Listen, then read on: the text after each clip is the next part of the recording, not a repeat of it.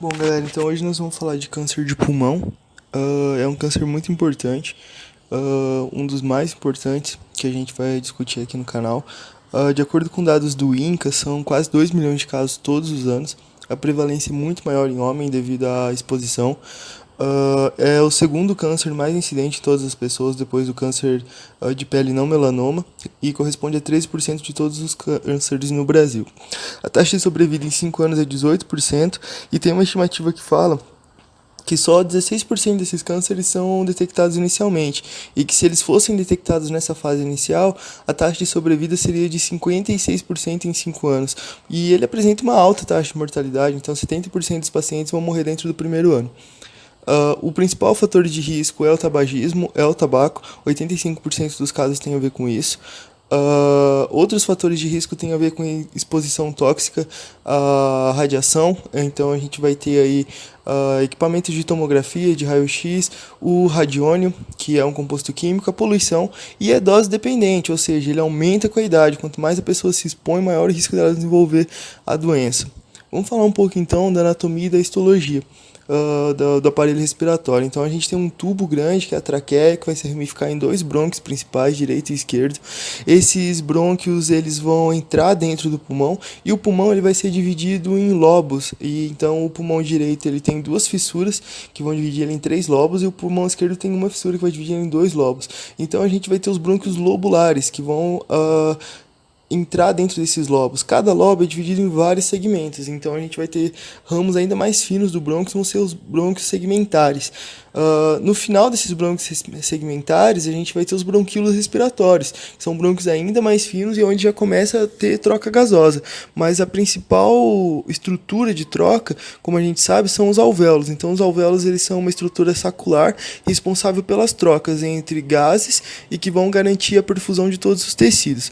Por isso, é uma estrutura altamente vascularizada, com veias e artérias que são ramos das artérias brônquicas e pulmonares, e com uma drenagem linfática gigantesca. Então, você vai ter muitos linfonodos ali perto e muitos vasos linfáticos. Os vasos linfáticos estão distribuídos por todo o parênquima, e os linfonodos eles estão nas regiões tanto paratraqueal quanto parabrônquica, ao redor dos pulmões, e a drenagem linfática ela vai se comunicar entre os pulmões, causando disseminação por mediastino e por coração. Bom, falando um pouco da histologia, as duas principais células são as células caliciformes e epiteliais. As epiteliais compõem a epitélio respiratória, a caliciforme são secretoras de muco, então são células bem importantes. A gente vai ter também os pneumócitos. Depois das células produtoras de muco, a gente vai ter também os pneumócitos. Os pneumócitos, eu vou ter dois tipos: o pneumócito do tipo 1 e os pneumócitos do tipo 2. Bom, o pneumócito do tipo 1 ele vai ser responsável por troca, ou seja, ele que faz as trocas. E o do tipo 2 ele é responsável pela substância sulfactante, que é a que impede os alvéolos de se colabarem e continuarem com sua propriedade elástica. Nós temos também as células da clara, que são células neuroendócrinas e vão produzir glicoproteínas e absorver glicoproteínas. Bom, o câncer de pulmão ele pode ser dividido em duas classes: os cânceres de pequenas células e os cânceres de não pequenas células. Os cânceres de não pequenas células são divididos em outras três classes, e aqui a gente vai dividir eles de acordo com a localização da sua origem. Então, falando primeiro aí do escamoso, e aí a gente vai ter também o de grandes células e o adenocarcinoma. O escamoso ele é um tumor de árvore traqueobrônquica, então ele vai surgir no epitélio respiratório e vai se concentrar ali na região do hilo, sempre próximo ao centro do pulmão. O de grandes células também, mas como ele é muito maior, ele acaba se espalhando pelo parênquima. Então essa é uma diferença importante aí da morfologia do tumor. E a gente vai ter também o adenocarcinoma, que é o principal tipo, corresponde a 40% de todos os tipos de câncer, e ele é mais periférico, e por isso ele pode fazer invasão de outros tecidos, e ele é muito comum. A gente vai ter também o carcinoma de pequenas células. Ele é quase que exclusivamente de tabagistas. Ele é muito mais agressivo. Ele comete 90% das pessoas que são cometidas são tabagistas.